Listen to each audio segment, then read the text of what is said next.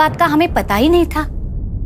ये बात तो अंदर ही अंदर चल रही थी, लेकिन एक दिन विनायक भाऊ ने वाड़े पे आके मुझे कहा कि पंत प्रभु उनसे बहुत नाराज है और तुरंत उन्हें वाड़े पे बुलाया।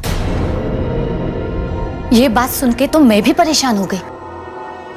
आखिर बात क्या है? पंत प्रभु जी विनायक भाऊ से नाराज क्यों है?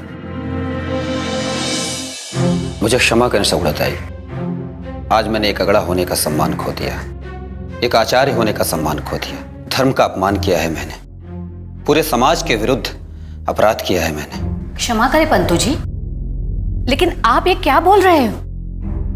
ये मेरा नहीं, पंत प्रभु जी का मानना है। उन्होंने अपने वाड़े पर बुलाकर मुझसे कहा कि मैंने एक पिछड़े बालक को शिक्षा दी, उसको उच्च शिक्षा के लिए विद्यालय में प्रवेश दिलाया, उस पिछड़े को हमारे समकक्ष खड़ा करने का प्रयास किया और समाज के विधान को तोड़ने का प्रयास किया। अरे देवा, ये तो अनर्थ हो गया। मैंने विनम्रता पूर्वक समझाने का प्रयास किया कि सूर्य और पवन की तरह शिक्षा और ज्ञान भी ईश्वर की देन है, ये सबके लिए है, इस पे सबका अधिकार होना चाहिए। कोई जाति विशेष का या व्यक्ति विशेष इसका अधिकारी क्यों? एक पिछड़े वर्ग का मेधावी बालक इसका अधिकारी क्यों ना हो? और वो ज्योति तो साक्षात सरस्वती का वरदान है। उसकी मेधा इतनी प्रखर है कि कदाचित तुम्हारे आसपास बैठे विद्वानों में से कोई उसका सामना ना कर सके।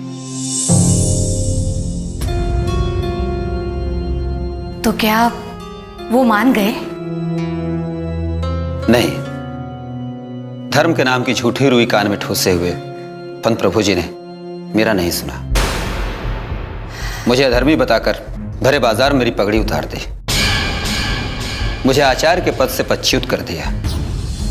अब मैं ज्योति तो क्या, किसी अगड़े बालक को भी विद्या नहीं दे सकता।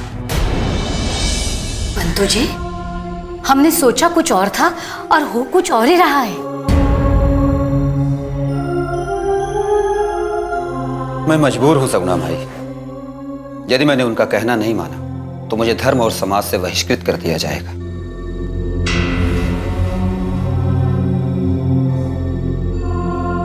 मैं गोविंद भाऊ से बात करूंगी,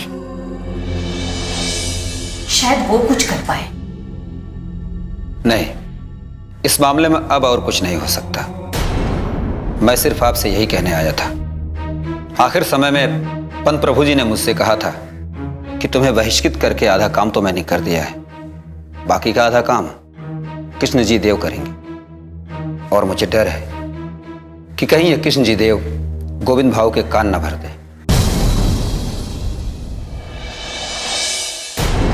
सगुनाताई, ये कृष्णदेव जी कौन थे? कृष्णदेव जी गोविंद भाऊ के मुनीम थे। खेती बाड़ी से लेके